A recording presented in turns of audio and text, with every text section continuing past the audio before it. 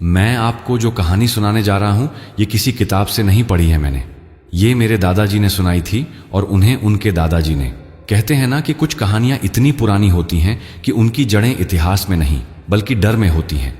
रक्तलता की कहानी भी कुछ ऐसी ही है। अगर आप इस चैनल पर नए हैं तो प्लीज इसे सब्सक्राइब कर लें, क्योंकि ऐसी कहानियां आपको और कहीं नहीं मिलेंगी। और हाँ, कहानी खत्म होने के बाद मुझे जरूर बताइएगा कि कैसी लगी और आप किस शहर से सुन रहे हैं। तो चलिए शुरू करते हैं। विंध्याचल के जंगल। आज भी लोग उस इलाके का नाम सुनकर थोड़ा रुक जाते हैं। वहां की हवा में कुछ अलग सी बात है। घना जंगल तो बहुत जगह है, पर विंध्याचल की बात ही कुछ और है। वहां के पेड़ इतने पुराने हैं कि लगता है जैसे समय ने उन्हें छूना ही छोड़ दिया हो। और उन्हीं पेड़ों के बीच कहते हैं एक बेल उगती थी।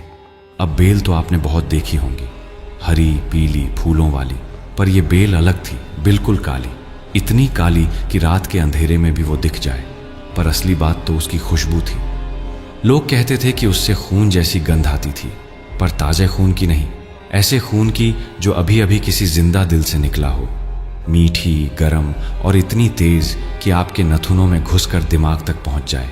अब ये सुनने में जितना अजीब लग रहा है ना, असलियत उससे भी ज्यादा खौफनाक थी, क्योंकि जो भी उस जंगल में घायल होता था उसका खून जमीन पर गिरता ही नहीं था। हाँ भाई, सुना आपने सही, खून बहता था, पर गिरने से पहले ही हवा में घुल जाता था, जैसे कोई अदृश्य जबान उसे चाट रही हो। सैनिक, शिकारी, यात्री, कोई भी उस जंगल में कट जाता तो उसका खून जमीन को छूता ही नहीं था। शुरू शुरू में लोगों ने सोचा कि शायद वहां की मिट्टी में कुछ ऐसा है जो खून को तुरंत सोख लेती है। कुछ लोगों ने कहा कि जंगल में कोई जादू है, पर ऋषि मुनि जो उन दिनों हर चीज का सही जवाब जानते थे, उन्होंने कुछ और ही बताया। उन्होंने कहा, यह बेल खून नहीं पीती, यह मन पीती है। अब इसका मतलब क्या था, ये तो धीरे धीरे सबको समझ आया, पर जब समझ आया तब तक बहुत देर हो चुकी थी। उन दिनों विंध्याचल के आसपास एक राज्य हुआ करता था, बड़ा नहीं पर समृद्ध। राजा का नाम था धर्मकेतु। ईमानदार, न्यायप्रिय और बहादुर। उनकी प्रजा उन्हें प्यार करती थी और दुश्मन उनसे डरते थे। राज्य में शांति थी, खुशहाली थी, पर एक बात थी जो राजा को हमेशा परेशान रखती थी। विंध्याचल का जंगल।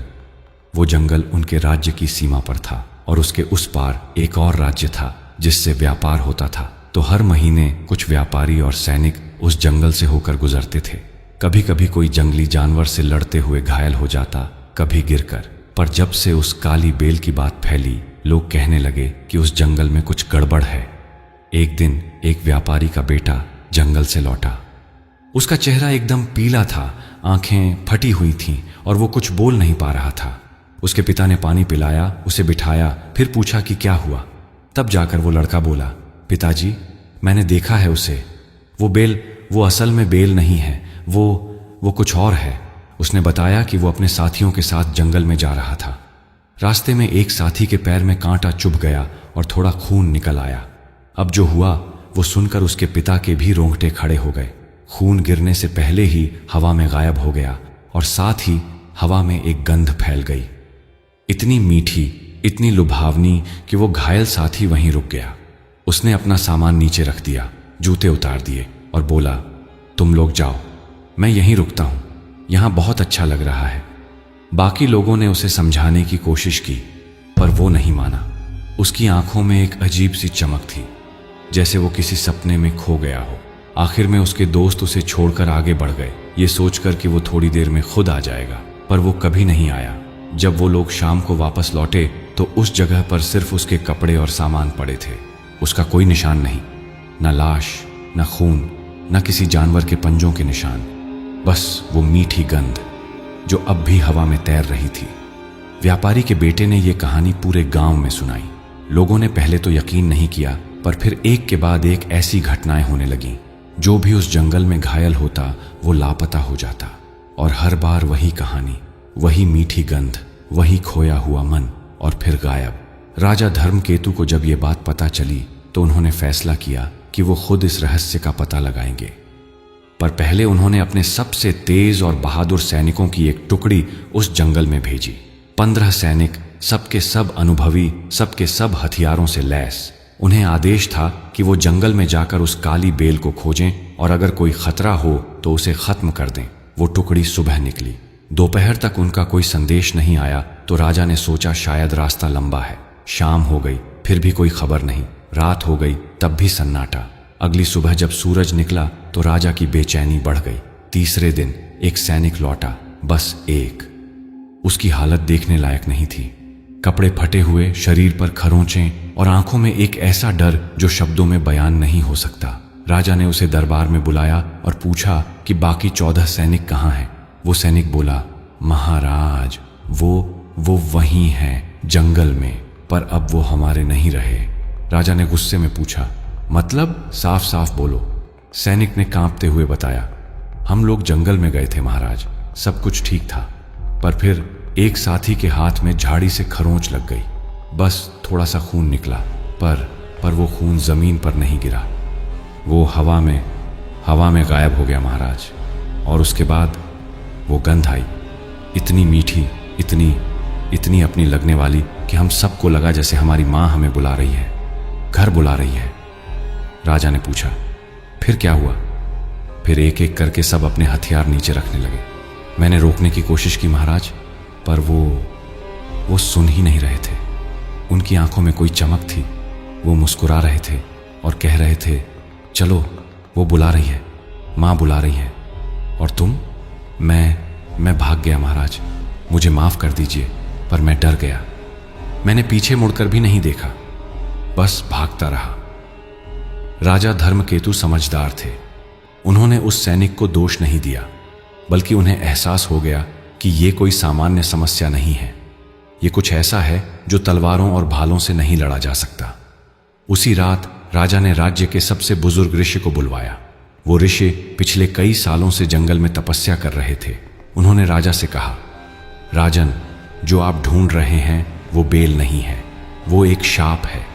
एक ऐसा शाप जो खून से नहीं बल्कि इच्छा से पलता है।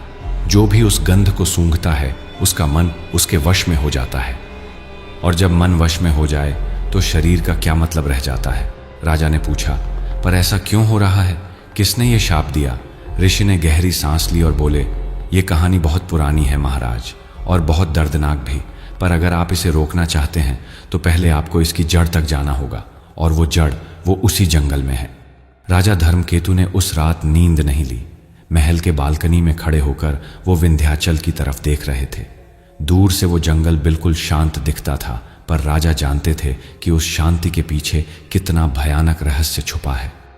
उनके 14 सबसे बहादुर सैनिक अभी भी उस जंगल में थे। मरे नहीं थे, पर जिंदा भी नहीं कहे जा सकते थे। अगली सुबह राजा ने दरबार लगाया। उन्होंने ऐलान किया कि अब कोई भी, चाहे व्यापारी हो या यात्री, विंध्याचल के जंगल से होकर नहीं जाएगा। नया रास्ता बनाया जाएगा, भले ही उसमें 10 दिन ज्यादा लगे, पर लोगों की जान बचानी जरूरी है। प्रजा ने राजा के फैसले का स्वागत किया। सब राहत की सांस ली, पर राजा के मन में अभी भी एक सवाल कुल बुला रहा था, उन 14 सैनिकों का क्या? 3 दिन बीत गए। चौथे दिन सुबह राजमहल के द्वार पर दस्तक हुई। पहरेदार ने दरवाजा खोला तो सामने एक आदमी खड़ा था। उसके कपड़े मैले थे, चेहरा धूल से भरा हुआ, पर उसकी वर्दी, वो राजा की सेना की वर्दी थी। पहरेदार ने तुरंत राजा को खबर भेजी। राजा खुद दरवाजे तक आए। उन्होंने उस सैनिक को पहचान लिया। ये वो था जो उस टुकड़ी में शामिल था, पर अब उसकी हालत देखकर राजा का दिल बैठ गया। उसकी आंखों में कोई चमक नहीं थी, चेहरे पर कोई भाव नहीं। वो बस एक लाश की तरह खड़ा था जिसमें अभी भी सांस चल रही हो। राजा ने उसे अंदर बुलाया, पानी दिया, बिठाया, फिर पूछा, तुम कहां थे? बाकी कहां हैं? वो सैनिक कुछ देर चुप रहा, फिर बोला, पर उसकी आवाज में कोई जान नहीं थी। महाराज, हम सब वहीं हैं। वहीं मतलब जंगल में? हाँ, हम वहां से आना नहीं चाहते। राजा हैरान हो गए। नहीं आना चाहते मतलब? तुम तो आ गए हो। सैनिक ने सिर हिलाया। मैं भाग आया हूं महाराज, पर मेरा मन अभी भी वहीं है।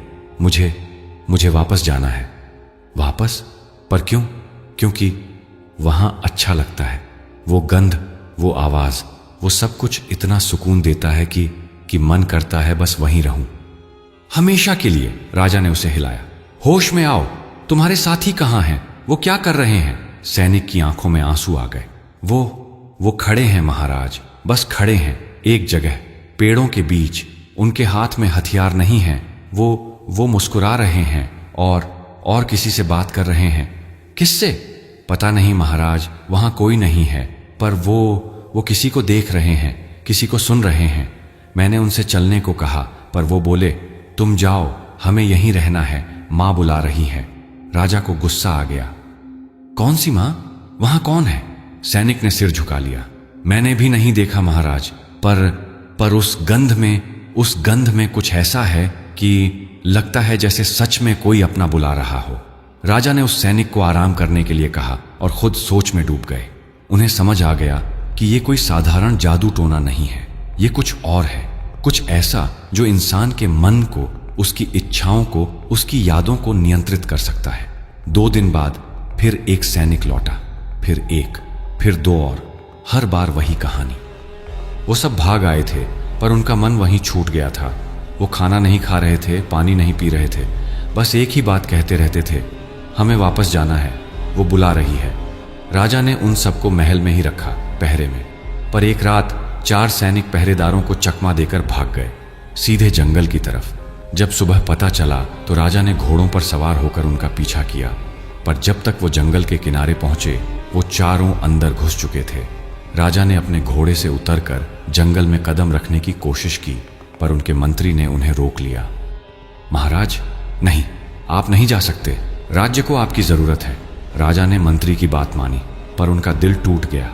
उनके सैनिक, जिन्हें उन्होंने अपने बेटों की तरह पाला था, वो सब एक एक करके उस जंगल में खोते जा रहे थे। अगले हफ्ते बाकी सैनिक भी भाग गए, कोई रात को, कोई दिन में, सब वापस उसी जंगल में। राजा ने उन्हें रोकने की हर कोशिश की, पर कुछ काम नहीं आया। वो सब जैसे किसी अदृश्य धागे से खींचे जा रहे थे। एक दिन राजा के एक विश्वासी सेवक ने उन्हें बताया कि रात को उसने महल की खिड़की से देखा, वो सारे सैनिक जंगल के किनारे खड़े थे। उनके हाथ में कोई हथियार नहीं था, वो बस खड़े थे, मुस्कुरा रहे थे और धीरे धीरे पेड़ों के बीच गायब हो रहे थे। राजा को अब एहसास हो गया कि ये सिर्फ उनकी सेना की समस्या नहीं है, ये पूरे राज्य की समस्या बन सकती है, क्योंकि अगर एक बार किसी ने उस गंध को सूंघ लिया तो वो वापस नहीं आना चाहता। चाहे वो कितना भी प्यार क्यों ना करता हो अपने परिवार से, अपने राज्य से, वो बस वापस जाना चाहता है उस जंगल में, उस गंध के पास। राजा ने तय किया कि अब वो खुद जाएंगे, पर उससे पहले उन्हें उस ऋषि से मिलना होगा जिन्होंने पहली बार रक्तलता के बारे में बताया था। उन्हें पूरी सच्चाई जाननी होगी। उसी रात राजा अकेले उस ऋषि के आश्रम की तरफ निकल पड़े। रास्ता लंबा था, पर राजा का इरादा पक्का था। जब वो आश्रम पहुंचे तो ऋषि ध्यान में बैठे थे। राजा ने इंतजार किया। कुछ देर बाद ऋषि ने आंखें खोली और बोले, आ गए राजन, मुझे पता था तुम आओगे। राजा ने प्रणाम किया और बोले, गुरुदेव, मुझे सब कुछ जानना है। रक्तलता क्या है, वो गंध क्या है, और उस जंगल में असल में है क्या? ऋषि ने एक लंबी सांस ली और बोले, बैठो राजन, ये कहानी लंबी है और बहुत पुरानी। राजा बैठ गए।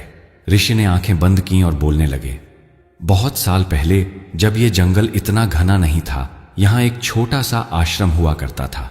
उस आश्रम में एक साध्वी रहती थी, उसका नाम था रक्ता। वो बहुत सुंदर थी, पर उससे भी ज्यादा दयालु। वो घायल जानवरों की सेवा करती थी, बीमार लोगों को दवा देती थी। लोग कहते थे कि उसके हाथों में जादू है। फिर क्या हुआ? फिर युद्ध हुआ 2 राज्यों के बीच, और वो आश्रम दोनों राज्यों की सीमा पर था। युद्ध के दौरान कुछ घायल सैनिक उस आश्रम में पहुंचे। रक्ता ने उनकी सेवा की, उनके घाव धोए, उन्हें खाना खिलाया। पर दुश्मन सेना को पता चल गया। राजा के चेहरे पर गंभीरता आ गई। उन्होंने क्या किया? उन्होंने आश्रम पर हमला कर दिया। रक्ता ने विनती की, कहा कि वो सिर्फ सेवा कर रही थी, पर किसी ने नहीं सुनी। उन्होंने उसे घायल कर दिया, बहुत बुरी तरह, और फिर उसे जंगल में छोड़कर चले गए। राजा की मुट्ठियां भींच गईं, और फिर रक्ता वहीं पड़ी रही। उसका खून बहता रहा, कोई नहीं आया बचाने, ना कोई सैनिक, ना कोई यात्री। वो तड़पती रही, चीखती रही, पर किसी ने नहीं सुना। 3 दिन तक वो वैसे ही पड़ी रही, और तीसरे दिन जब उसकी सांसें खत्म होने लगीं तो उसने कुछ कहा। क्या कहा? ऋषि ने आंखें खोली। उनकी आंखों में एक अजीब सी चमक थी।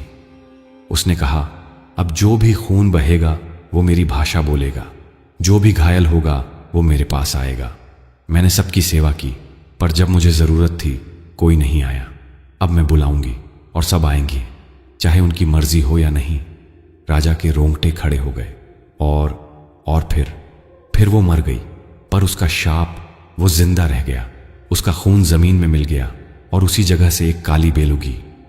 वो बेल उसकी रूह का हिस्सा है राजन, और वो गंध वो उसकी पुकार है। जो भी उस गंध को सूंघता है उसे लगता है कोई अपना बुला रहा है, माँ, बहन, बेटी, जो भी उसे सबसे प्यारा है। और फिर वो खुद ब खुद उसके पास चला जाता है। राजा ने पूछा, तो जो लोग वहां जाते हैं उनका क्या होता है? ऋषि ने सिर झुका लिया। वो वहीं रहते हैं हमेशा के लिए, ना भूख, ना प्यास, ना दर्द, बस खालीपन। रक्ता को जो सबसे ज्यादा तकलीफ हुई थी वो ये थी कि उसे अकेला छोड़ दिया गया, तो अब वो किसी को अकेला नहीं छोड़ती, सबको अपने पास रखती है। राजा धर्मकेतु समझ गए कि उन्हें क्या करना है। उन्हें उस जंगल में जाना होगा, खुद और रक्ता से बात करनी होगी। शायद उसे शांति मिल जाए, शायद वो अपने शाप को वापस ले ले। पर ऋषि ने उन्हें चेतावनी दी, राजन, अगर तुम वहां गए तो शायद तुम भी वापस नहीं आ पाओ, वो तुम्हें भी अपने वश में कर लेगी। राजा मुस्कुराए, मैं राजा हूं गुरुदेव, मेरी प्रजा मुझ पर भरोसा करती है। अगर मैं अपने सैनिकों को नहीं बचा सका तो मैं किस मुंह से राजा कहलाऊंगा। और उसी रात राजा धर्मकेतु ने फैसला कर लिया, कल सुबह वो उस जंगल में जाएंगे, रक्तलता के पास, रक्ता के पास। राजा धर्मकेतु ने अगली सुबह किसी को कुछ नहीं बताया, ना अपनी रानी को, ना अपने मंत्रियों को। उन्होंने बस अपनी तलवार कमर में खोसी, एक घोड़ा लिया और सूरज उगने से पहले ही महल से निकल पड़े। वो जानते थे कि अगर किसी को पता चल गया तो सब उन्हें रोकने की कोशिश करेंगे और वो रुक नहीं सकते थे, अब नहीं। जब वो जंगल के किनारे पहुंचे तो सूरज अभी पूरी तरह निकला नहीं था। हल्की हल्की रोशनी पेड़ों के बीच से छन कर आ रही थी। पक्षियों की आवाजें नहीं थीं, कोई जानवर भी दिखाई नहीं दे रहा था, बस सन्नाटा, एक गहरा भारी सन्नाटा जो कानों में गूंज रहा था। राजा ने घोड़े से उतरकर उसे एक पेड़ से बांधा, फिर गहरी सांस ली और जंगल में कदम रखा। पहला कदम, दूसरा कदम, तीसरा कदम। हर कदम के साथ उन्हें लग रहा था जैसे वो किसी और दुनिया में जा रहे हैं। हवा ठंडी हो गई थी, पत्तियां जमीन पर बिछी थीं, पर किसी के चलने की आवाज नहीं आ रही थी। राजा आगे बढ़ते रहे। 15 मिनट, आधा घंटा, फिर 1 घंटा, कोई निशान नहीं, कोई गंध नहीं, कुछ नहीं। राजा को थोड़ा अजीब लगा। ऋषि ने कहा था कि वो गंध बहुत तेज है, फिर अभी तक क्यों नहीं आई? तभी राजा के पैर में एक झाड़ी का कांटा चुभ गया। उन्होंने झटके से पैर खींचा, कांटा निकल गया, पर साथ में खून की एक बूंद भी निकल आई। राजा ने नीचे देखा, वो बूंद हवा में लटकी रही, जमीन पर गिरी नहीं, बस हवा में थमी रही, जैसे किसी ने उसे पकड़ रखा हो। और फिर वो गंध आई, पहले हल्की हल्की, फिर धीरे धीरे तेज होती गई, इतनी मीठी, इतनी लुभावनी कि राजा की आंखें बंद होने लगीं। उन्हें लगा जैसे कोई उन्हें बुला रहा है। एक आवाज, बहुत धीमी, बहुत कोमल, आओ, यहां आओ। राजा ने आंखें खोली, उनका दिल तेजी से धड़क रहा था। उन्होंने अपने आप को संभाला और सोचा, नहीं, मुझे होश में रहना है, मैं यहां अपने सैनिकों को बचाने आया हूं। पर गंध, वो गंध और तेज होती जा रही थी। राजा ने अपनी तलवार कसकर पकड़ी और उस आवाज की तरफ बढ़ने लगे। थोड़ी देर बाद उन्हें एक खुली जगह दिखाई दी, पेड़ों के बीच एक छोटा सा मैदान, और उस मैदान के बीच में एक काली बेल। पर यह कोई साधारण बेल नहीं थी, ये किसी इंसान की शक्ल में थी, जैसे किसी ने बेलों को गूंथ कर एक औरत का रूप दे दिया हो। उसके बाल लंबी काली बेलों से बने थे जो जमीन तक लटक रही थी। उसका शरीर सूखी बेलों से बना था, पर उसकी सांसें चल रही थीं, धीरे धीरे लेकिन चल रही थीं।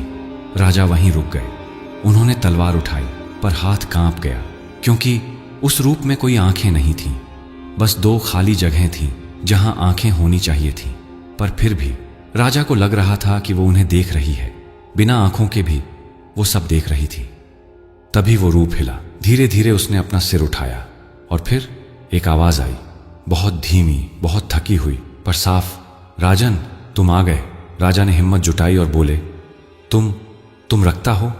वो रूप हंसा, एक सूखी खोखली हंसी। रक्ता? हां, कभी ये नाम मेरा था, अब तो मैं बस रक्तलता हूं। राजा ने तलवार थोड़ी नीचे की और बोले, मैं अपने सैनिकों को लेने आया हूं, कहां है वो?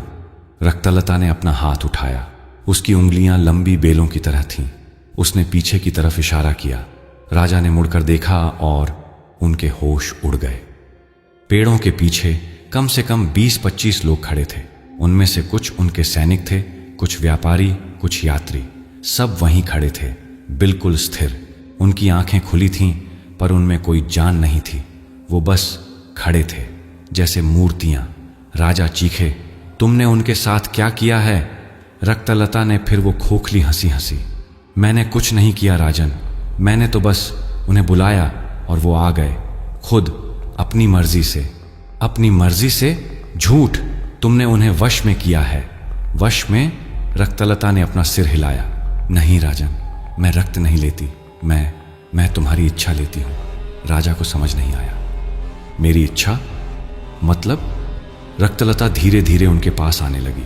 उसके पैर जमीन को छू नहीं रहे थे, वो बस हवा में तैर रही थी। राजा पीछे हटे, पर पैर जम गए, हिल नहीं रहे थे। रक्तलता उनके बिल्कुल पास आकर रुकी। उसकी सांसों से वही गंध आ रही थी, खून की, पर मीठी। उसने फुसफुसाते हुए कहा, राजन, हर इंसान के मन में एक इच्छा होती है, एक गहरी इच्छा, जिसे वो किसी से नहीं कहता। कभी कभी वो खुद से भी नहीं कहता, पर वो इच्छा, वो हमेशा वहां रहती है, दिल के किसी कोने में।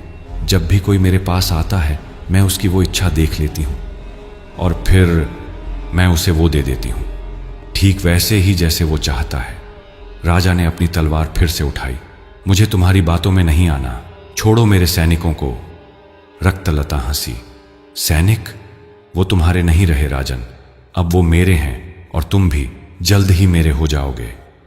राजा ने तलवार घुमाई और रक्तलता पर वार किया, पर तलवार उसके शरीर में से निकल गई, जैसे वहां कुछ था ही नहीं। रक्तलता के बेलों वाले होंठों पर एक मुस्कान आई।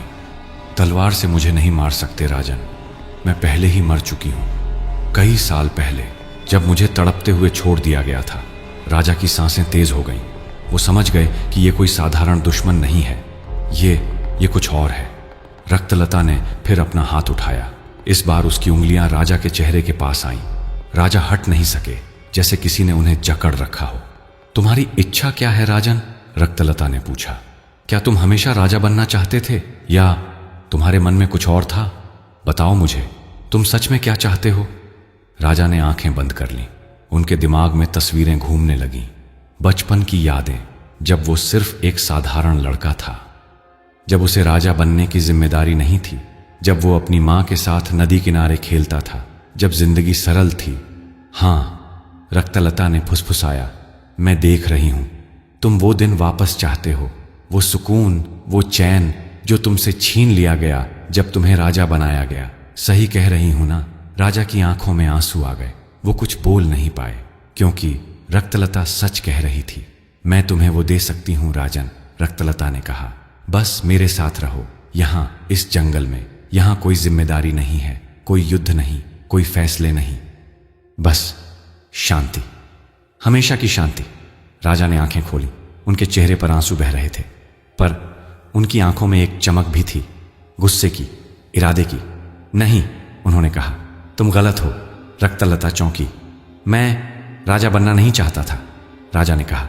यह सच है, पर अब मैं राजा हूं और मेरी प्रजा मुझ पर निर्भर है। मेरे सैनिक मुझ पर भरोसा करते हैं। मैं अपनी इच्छाओं के लिए उन्हें धोखा नहीं दे सकता। राजा ने अपना हाथ आगे बढ़ाया और रक्तलता के बेलों वाले हाथ को छू लिया।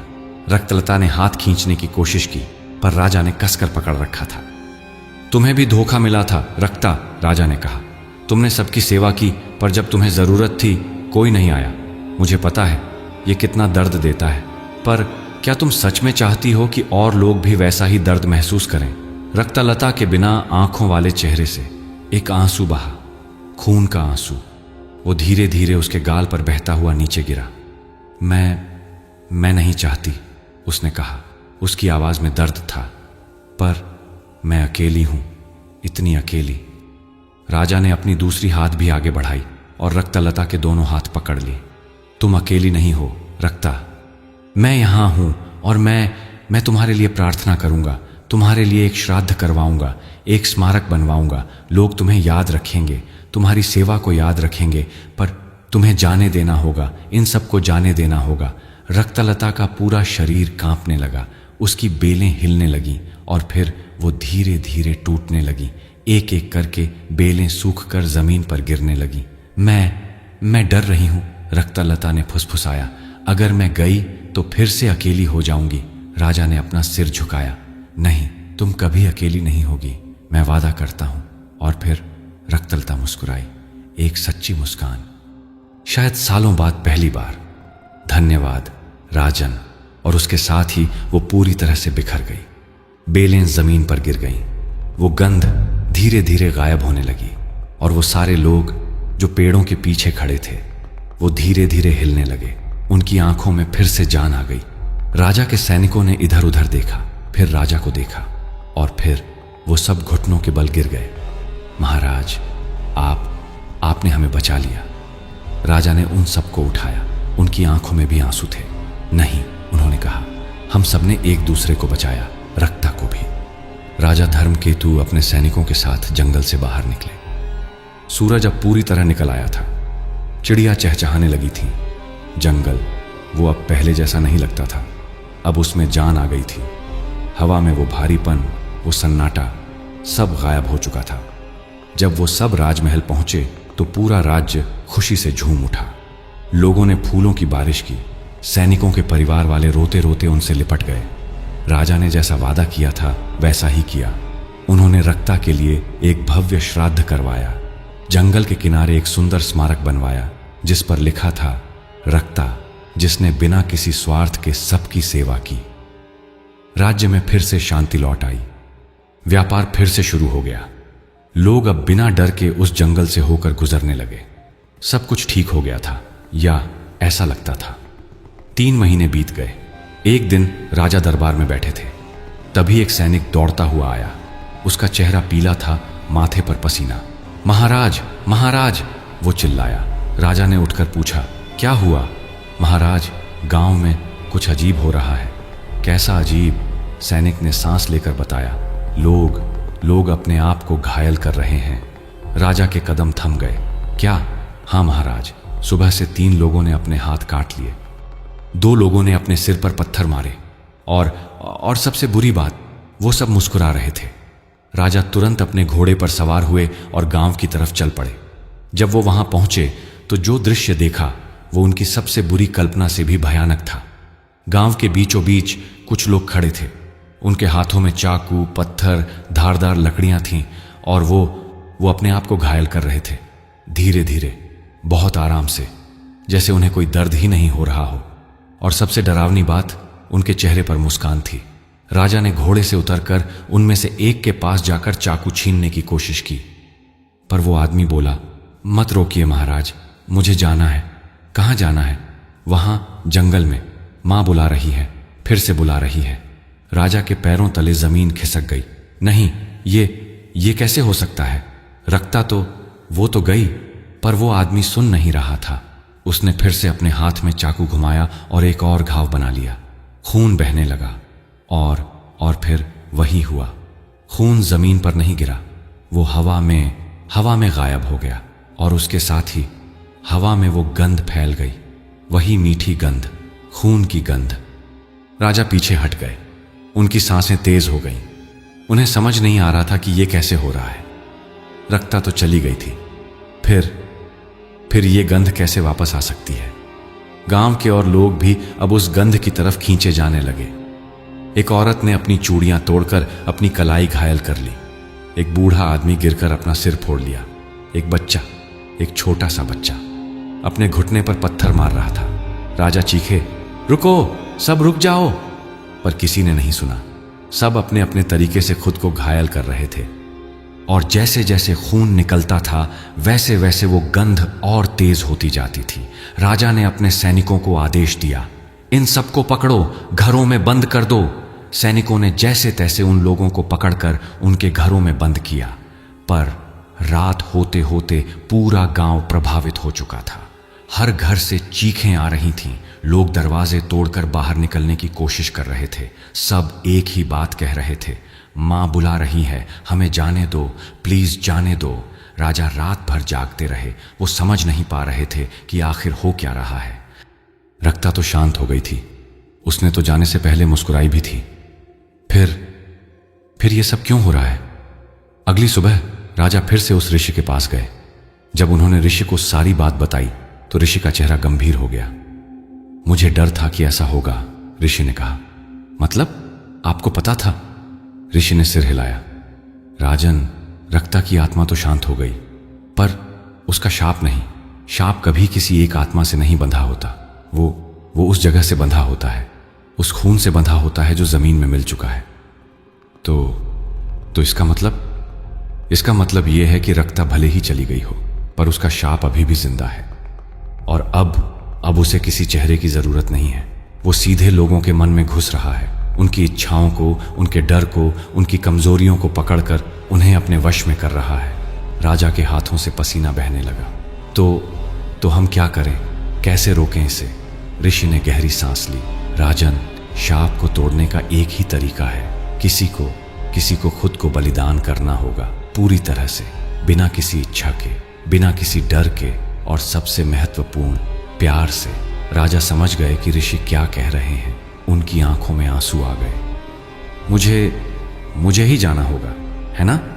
ऋषि ने कुछ नहीं कहा, बस चुप रहे। राजा उठ खड़े हुए। ठीक है, मैं तैयार हूं।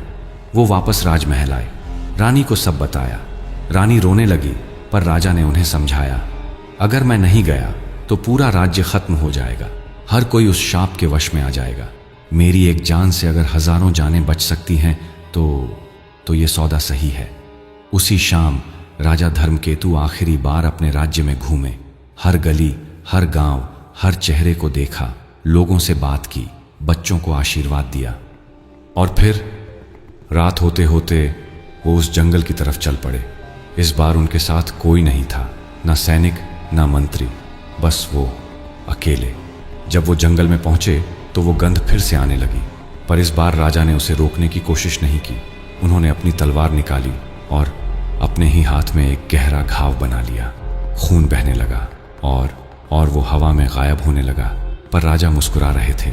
उनकी आंखों में डर नहीं था, बस शांति थी।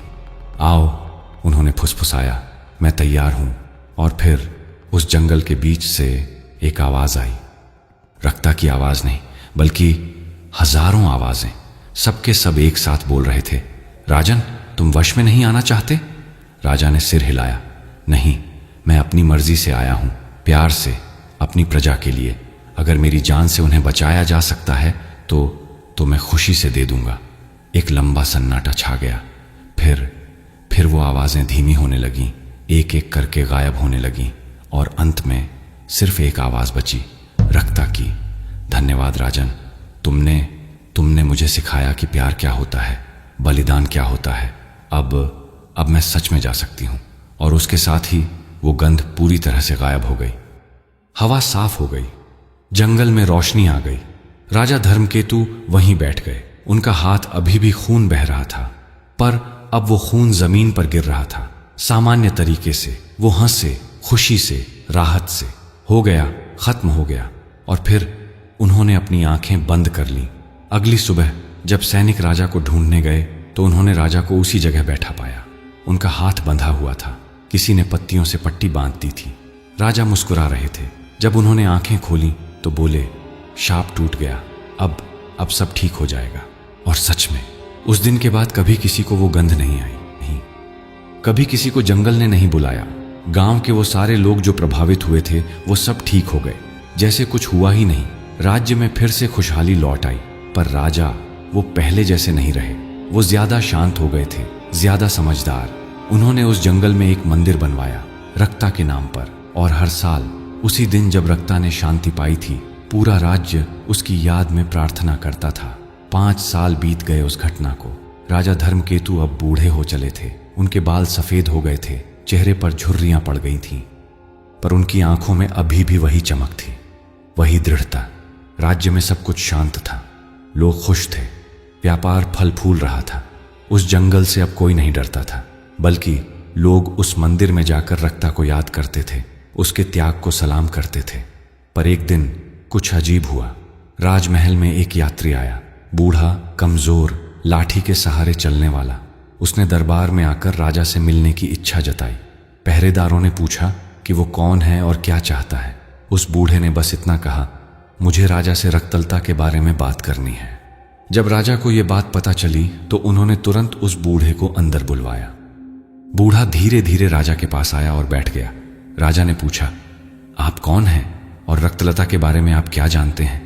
बूढ़े ने अपनी लाठी टेक दी और बोला, महाराज, मेरा नाम वीरसेन है। मैं उस युद्ध में था, उस युद्ध में जब रक्ता को घायल किया गया था। राजा की सांस थम गई। क्या आप वहां थे? बूढ़े ने सिर हिलाया।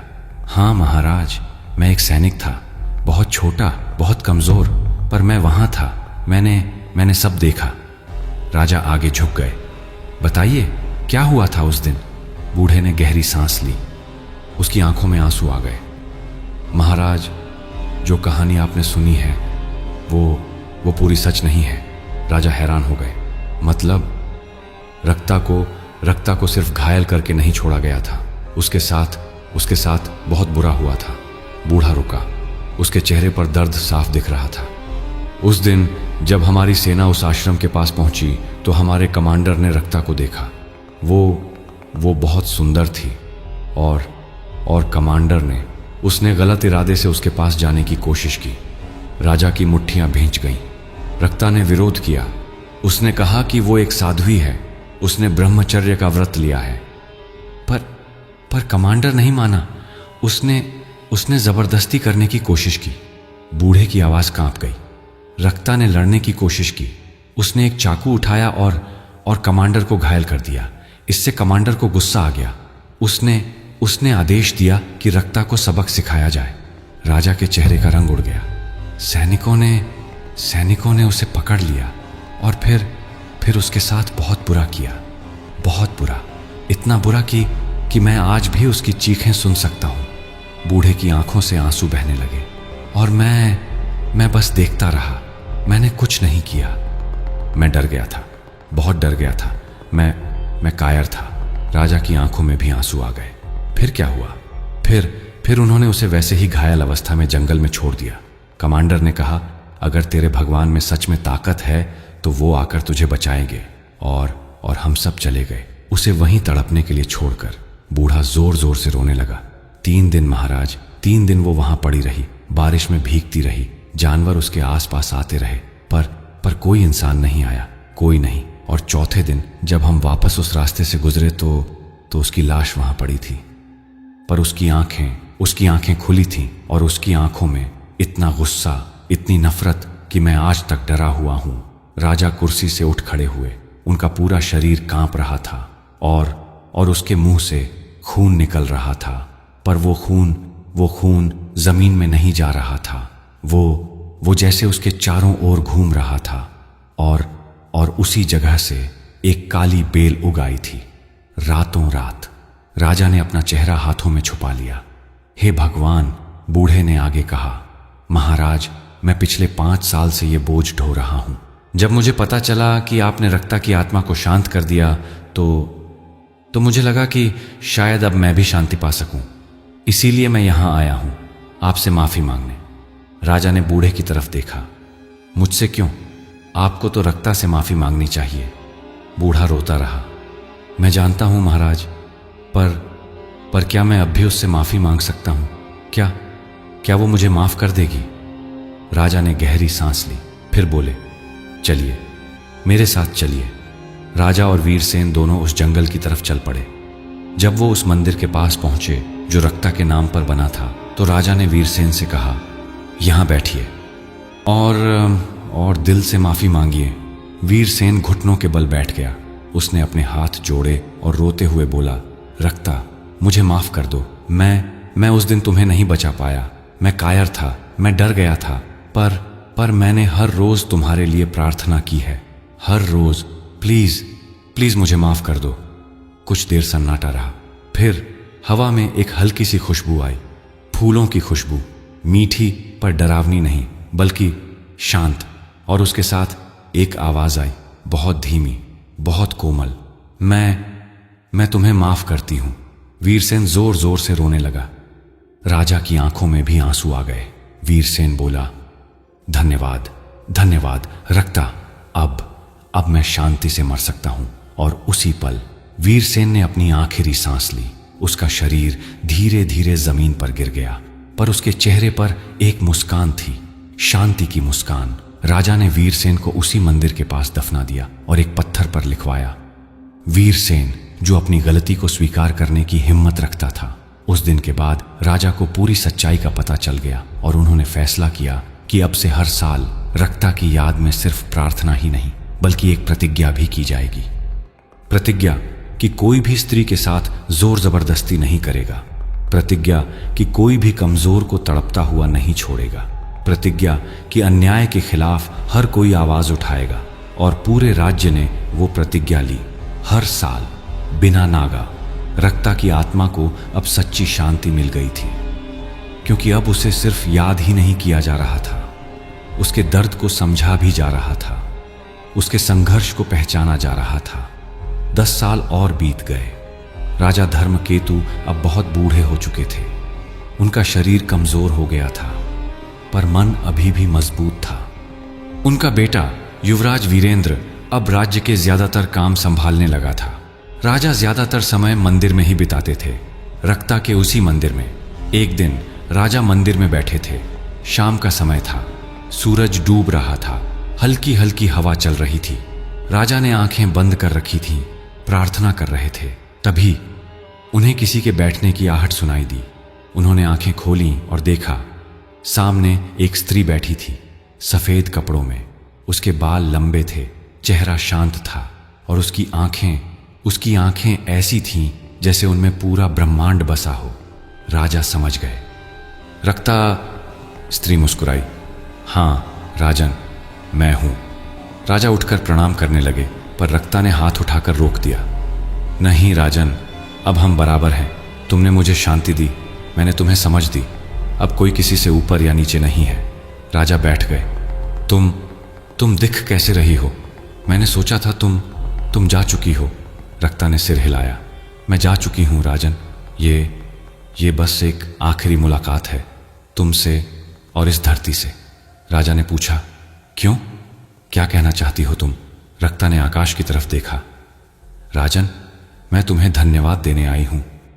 तुमने मुझे सिर्फ शांति ही नहीं दी, तुमने मुझे याद दिलाया कि दुनिया में अभी भी अच्छे लोग हैं, ऐसे लोग जो दूसरों के लिए खुद को दांव पर लगा सकते हैं।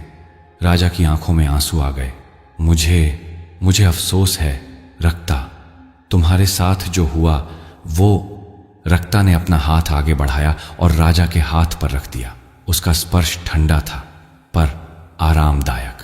अफसोस मत करो राजन, जो हो गया वो हो गया, पर जो तुमने किया उसने सब बदल दिया। तुमने लोगों को सिखाया कि गलती को स्वीकार करना कोई कमजोरी नहीं है। तुमने सिखाया कि माफी मांगना और माफ करना दोनों ही ताकत के काम हैं। राजा ने पूछा, पर क्या सच में सब खत्म हो गया? क्या तुम्हारा शाप वो पूरी तरह से गया? रक्ता की मुस्कान फीकी पड़ गई। नहीं राजन, राजा चौंक गए। क्या? रक्ता ने गहरी सांस ली। शाप वो कभी पूरी तरह नहीं जाता, वो बस सो जाता है। मेरी आत्मा शांत हो गई है, ये सच है, पर वो जमीन जहां मेरा खून गिरा था वो अभी भी याद रखती है, वो अभी भी उस दर्द को महसूस करती है। राजा के चेहरे पर डर आ गया। मतलब फिर से? रक्ता ने सिर हिलाया। हाँ, अगर कभी किसी निर्दोष का खून उसी जगह पर गिरा तो वो शाप फिर से जाग सकता है, मेरी शक्ल में नहीं पर किसी और रूप में। राजा की सांसें तेज हो गईं। तो हम क्या करें, कैसे रोकें? रक्ता ने राजा की तरफ देखा। उसकी आंखों में एक अजीब सी चमक थी। तुम नहीं रोक सकते राजन, कोई नहीं रोक सकता, क्योंकि ये शाप सिर्फ मेरा नहीं है। ये उन सभी का शाप है जिनके साथ अन्याय हुआ है, जिन्हें तड़पाया गया है, जिन्हें अकेला छोड़ दिया गया है। राजा ने अपना सिर झुका लिया। तो फिर बस इतना ही कर सकते हो राजन। अन्याय मत होने दो, जितना हो सके उतना रोको। अगर कोई तड़प रहा हो तो उसे मत छोड़ो, अगर कोई घायल हो तो उसकी मदद करो। बस इंसानियत मत खोने दो। राजा ने सिर उठाया। मैं वादा करता हूं, मैं अपने बेटे को भी सिखाऊंगा और वो अपने बेटे को, और ऐसे ही ये सिलसिला चलता रहेगा।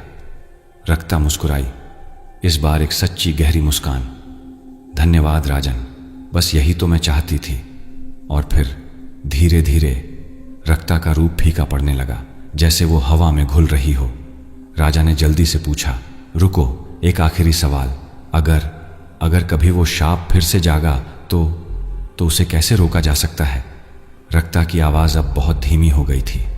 वैसे ही राजन, जैसे तुमने मुझे रोका, प्यार से, त्याग से और सच्ची माफी से। और फिर वो पूरी तरह गायब हो गई। राजा वहीं बैठे रहे बहुत देर तक। सूरज पूरी तरह डूब चुका था, अंधेरा छा गया था, पर राजा को डर नहीं लग रहा था। वो उठे, मंदिर के बाहर आए और दूर से अपने बेटे को बुलाया। वीरेंद्र, यहां आओ। युवराज वीरेंद्र दौड़कर आया। हाँ पिताजी। राजा ने उसकी तरफ देखा, फिर धीरे से कहा, बेटा, मुझे तुम्हें कुछ बताना है। एक कहानी, एक ऐसी कहानी जो तुम्हें याद रखनी होगी और अपने बच्चों को भी सुनानी होगी। वीरेंद्र बैठ गया। बताइए पिताजी। और उस रात राजा धर्मकेतु ने अपने बेटे को रक्तलता की पूरी कहानी सुनाई, बिना कुछ छुपाए, सच्चाई के साथ, दर्द के साथ और एक चेतावनी के साथ। सालों बीत गए। राजा धर्मकेतु की मृत्यु हो गई। वीरेंद्र राजा बना, फिर उसके बाद उसका बेटा, फिर उसके बाद उसका बेटा। पीढ़ी दर पीढ़ी रक्तलता की कहानी सुनाई जाती रही। मंदिर बना रहा, प्रतिज्ञा ली जाती रही, पर धीरे धीरे लोग भूलने लगे। नई पीढ़ी को लगने लगा कि ये बस एक पुरानी कहानी है, एक डरावनी कहानी जो दादी नानी सुनाती थीं। राज्य बदला, शहर बने, जंगल कटने लगे और वो मंदिर, वो धीरे धीरे उजड़ने लगा। लोग भूल गए रक्ता को, उसके दर्द को, उसके शाप को। आज के समय की बात है, वही जगह, पर अब वहां जंगल नहीं है, एक बड़ा शहर है। ऊंची ऊंची इमारतें, सड़कें, गाड़ियां, लोग अपनी अपनी जिंदगी में व्यस्त। उस जगह पर जहां कभी रक्ता का मंदिर था, अब एक पुराना टूटा फूटा मकान है। कोई नहीं जाता वहां। लोग कहते हैं वो जगह अशुभ है। एक शाम एक लड़की उस रास्ते से गुजर रही थी। वो देर से घर लौट रही थी, अंधेरा हो चुका था। उसने शॉर्टकट लेने के लिए उस पुराने मकान के पास से जाने का फैसला किया। जैसे ही वो उस जगह के पास पहुंची, उसके पैर में एक पत्थर लगा। वो गिर गई, घुटने छिल गए, खून निकलने लगा। उसने उठने की कोशिश की, पर तभी उसे महसूस हुआ उसका खून जमीन पर नहीं जा रहा था, वो हवा में रुका हुआ था। लड़की डर गई। उसने इधर उधर देखा, कोई नहीं था। बस एक हल्की सी गंध आने लगी, मीठी, खून जैसी। और फिर दूर से, बहुत दूर से एक आवाज आई, आओ, यहां आओ। लड़की चीखना चाहती थी, पर उसका गला जैसे सूख गया। वो खड़ी हो गई और धीरे धीरे उस पुराने मकान की तरफ चलने लगी। उसका मन नहीं था, पर पैर खुद चल रहे थे, जैसे कोई उसे खींच रहा हो। जब वो मकान के अंदर घुसी तो वहां अंधेरा था, सिर्फ अंधेरा, और वो गंध जो अब और तेज हो गई थी। तभी सामने कुछ हिला। धीरे धीरे एक रूप बना, बेलों का रूप, काली बेलों का, बिना आंखों के, पर सब देखने वाला। तुम कौन हो? लड़की ने डरते डरते पूछा। वो रूप हंसा, एक सूखी खोखली हंसी। मैं वो हूं जिसे लोग भूल गए। मैं वो हूं जिसका दर्द अब भी यहां बसा है। मैं रक्तलता हूं। और उसके साथ ही पूरा मकान कांपने लगा। दीवारों से काली बेलें निकलने लगी। हवा में वो गंध और तेज हो गई। लड़की चीखी और बाहर भागने की कोशिश की, पर दरवाजा बंद हो चुका था। अगली सुबह पुलिस को फोन आया, सर, एक लड़की लापता है। कहां से? उस पुराने इलाके से जहां वो खंडहर है। पुलिस वहां पहुंची, ढूंढा, पूछताछ की, पर कोई निशान नहीं मिला। बस उस पुराने मकान के बाहर लड़की के जूते पड़े थे और हवा में एक हल्की सी गंध थी, मीठी, खून जैसी।